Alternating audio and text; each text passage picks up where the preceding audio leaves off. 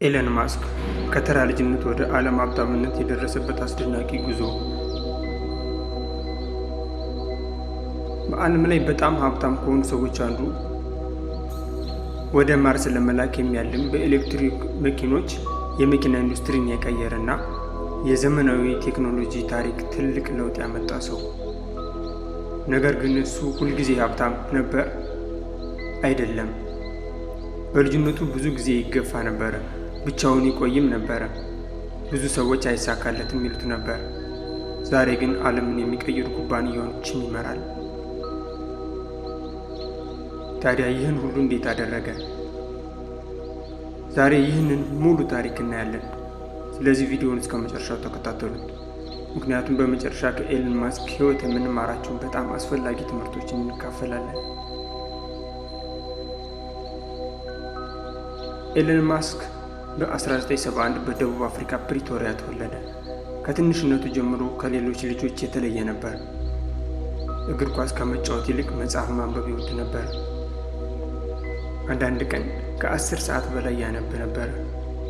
ሳይንስ፣ ቴክኖሎጂ፣ ህዋ፣ ቢዝነስ ምንም ቢሆን ለመማር ፍላጎት ነበረው። ነገር ግን ይህ ቀላል አልነበረም።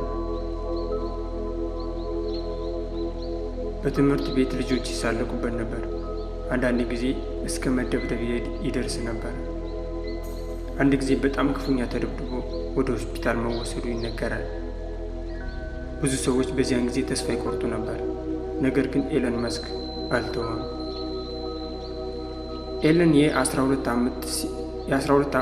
ዓመት ሲሆነው ኮምፒውተር መማር ጀመረ። ማንም አላስተማረው። መጽሐፍ አንብቦ በራሱ ተማረ። ከዚያም ብላስታር የተባለ ቀላል ኮምፒውተር ጨዋታ ሰራ። ያንን ጨዋታ $500 ሸጠው።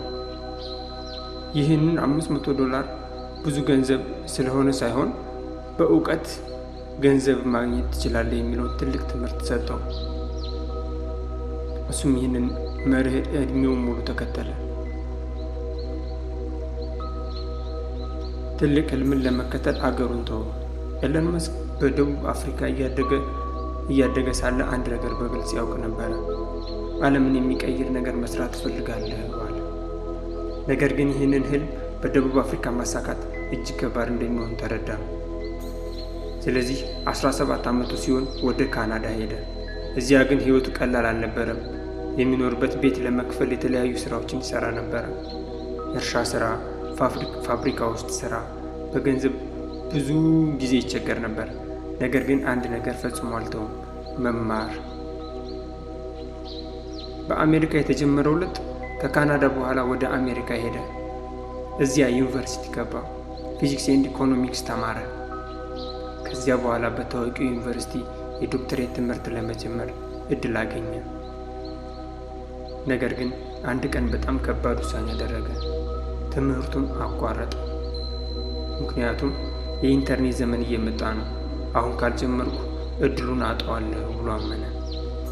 ይህ ውሳኔ ብዙ ሰዎች የሚፈሩት ነበር፣ ግን እሱ እድሉን ለመውሰድ ወሰነ። ከወንድሙ ጋር ትንሽ ኩባንያ ጀመሩ። ቢሮ መከራየት እንኳን ገንዘብ አልነበራቸውም። በቢሮአቸው ውስጥ ይተኙ ነበረ። በህዝብ መታጠቢያ ቤት ይታጠቡ ነበር። ቀንና ሌሊት ይሰሩ ነበር። አንዳንድ ጊዜ 24 ሰዓት ሳይተኙ ያሳልፉ ነበረ። ብዙዎቹ ይህ አይሳካም ይሏቸው ነበር። ነገር ግን ከጥቂት ዓመታት በኋላ ኩባንያቸውን በ100 ሚሊዮን ዶላር ተሸጠ።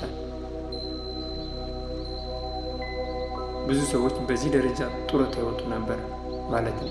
ኤለን ማስክ ግን የተለየ አስተሳሰብ ነበረው። ገንዘቡን ለመዝናናት አልፈለገም። ዓለምን የሚቀይሩ ትልቅ ኩባንያዎችን መፍጠር ፈልጋለሁ አለ ራሱ።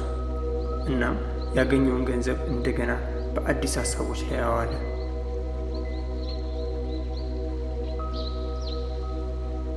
በሚቀጥለው ክፍል ኤለን ማስክ እንዴት ሁሉንም ገንዘብ በአደጋ ውስጥ አስገባ፣ ለምን በ2008 ሊከስር እንደተቃረበና ከዚያም እንዴት እንደተመለሰ እንከታተላለን።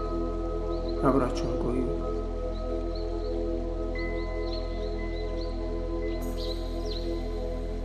ሁሉንም ገንዘብ ለምን አደጋ ውስጥ አስገባ? ከመጀመሪያ የኩባንያው ሽያጭ በኋላ ኤለን መስክ በጣም ብዙ ገንዘብ አገኘ።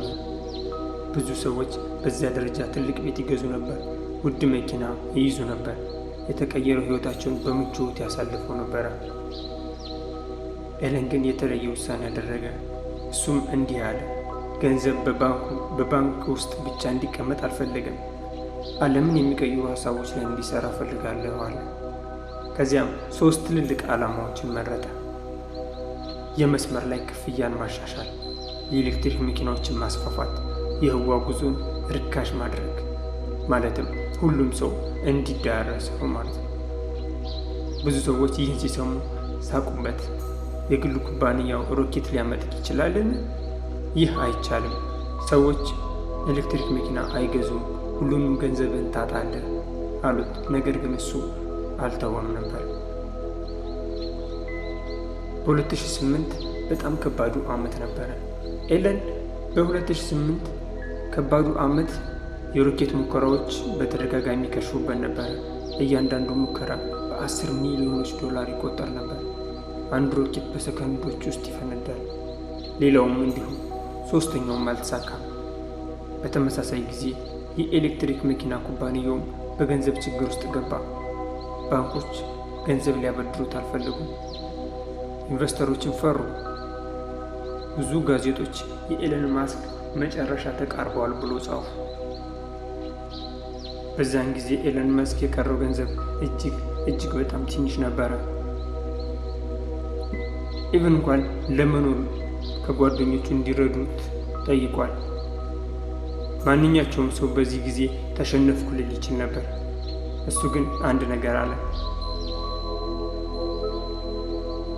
እስካለኝ ድረስ እሞክራለሁ። በመጨረሻም በ2008 መጨረሻ አካባቢ ሁሉም ነገር ተቀየረ።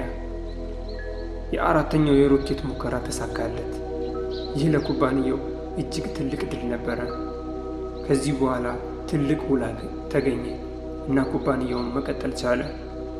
በተመሳሳይ ጊዜ የኤሌክትሪክ መኪናውም ኩባንያ አዲስ ፋይናንስ አገኘ። ከዚህ በኋላ የመጣው ለውጥ የዓለም ታሪክ ሆኖ ተመዘገበ። ከዚህ ታሪክ የምንማረው ትልቅ ትምህርት ይህ ነው። አንዳንድ ጊዜ ትልቁ ስኬት የሚመጣው በጣም ከባዱን ፈተና ካለፍክ በኋላ ነው። ቴስላ ዓለምን የቀየረው ቴስላ ዓለምን እንዴት ሊቀይር ቻለ? 2008 ካለፈው በኋላ ኤለን ማስክ አንድ ግልጽ ዓላማ ነበረው። ሰዎች የሚወዱት የኤሌክትሪክ መኪና እንስራ። በዚያን ጊዜ ብዙ ሰዎች እንዲህ ይሉ ነበረ፣ ኤሌክትሪክ መኪና ቀርፋፋ ነው፣ ረጅም ርቀት አይጓዝም፣ ማንም አይገዛውም። ኤለን ግን ሌላ መንገድ አየ። በጣም ፈጣን፣ ውብ፣ እጅግ ዘመናዊ መኪና ከሰራን ሰዎች ሲመርጡታል ብሎ አመነ። ይህን ሀሳብ በስራ አሳየ። በመጨረሻም ሽያጩ ቀላል አልነበረም።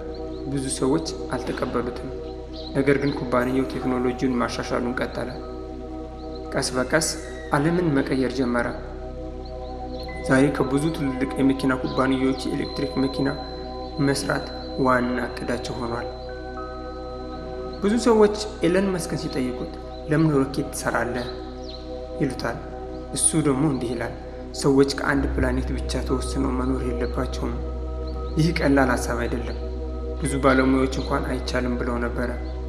ነገር ግን ኤለን ማስክ አንድ ነገር ያምናል፣ ታላላቅ ነገሮች በታላላቅ ህልሞች ይጀምራሉ።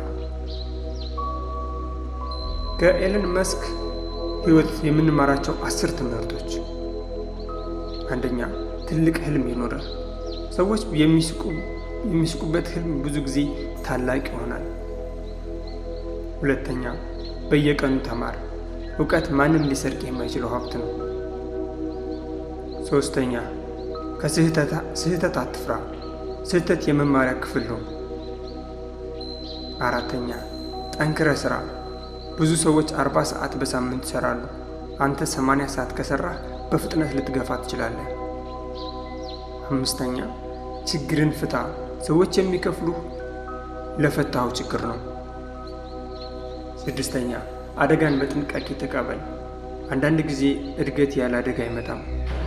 ሰባተኛ፣ ትዕግስት ይኑርህ። ትልቅ ውጤት ጊዜ ይፈልጋል።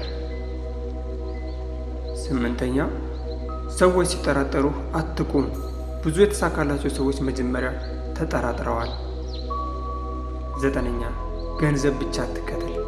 ዋጋ ፍጠር፣ ገንዘብ ብዙ ጊዜ ይከተላል። 10ኛ ፈጽሞ ተስፋ አትቁረጥ። አንዳንድ ጊዜ ስኬት ከመጣ በኋላ ትልቁ ፈተናን ታልፋለህ።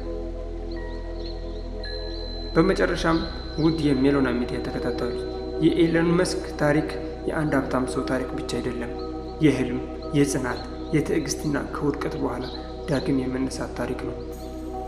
አንተም ዛሬ በትንሽ ብትጀምር፣ በየቀኑ ብትማር፣ በትዕግስት ብትሰራ እና ተስፋ ባትቆርጥ የራስን ስኬት ታሪክ ልትጽፍ ትችላለህ። ቪዲዮን ከወደዳችሁት ላይክ ያድርጉ፣ ለጓደኞቻችሁም አጋሯቸው። እንዲሁም በተመሳሳይ አነሳሽ ታሪኮች እንዳያመልጣችሁ ሰብስክራይብ ማድረግና ቤተሰባችንን መቀላቀል አይርሱ።